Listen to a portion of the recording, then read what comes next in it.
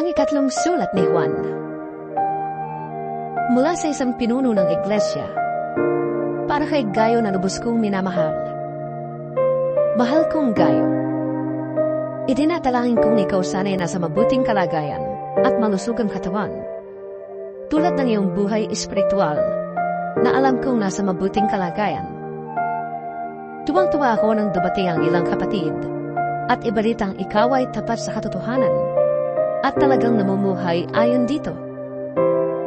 Wala nang higit na makapagpapaligaya sa akin kaysa marinig ang balitang namumuhay ayon sa katotohanan ang aking maanak. Mahal kong kaibigan, ang iyong paglilingkod sa mga kapatid, kahit sa mga hindi mo kilala, ay nagpapatunay na tapat ka. May mga nagbabalita sa iglesia rito tungkol sa iyong pag-ibig.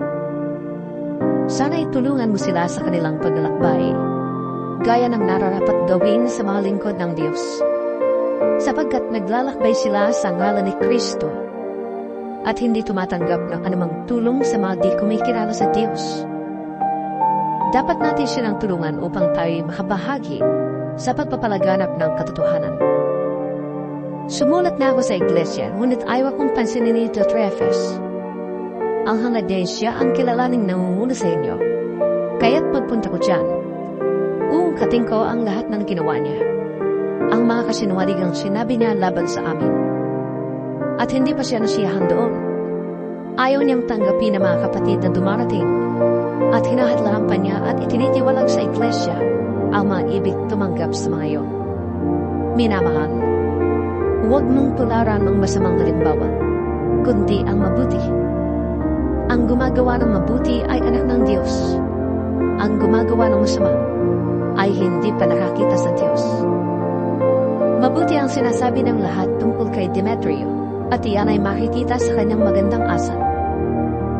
Iyan din ang aming patotoo, at alam mong totoo ang sinasabi namin. Marami pa sana akong sasabihin sa iyo, ngunit hindi ko na sasabihin sa sulat. Inaasahan ko magkikita tayo at magkakausap sa lalong madaling panahon. Sumayo nawa ang kapayapaan.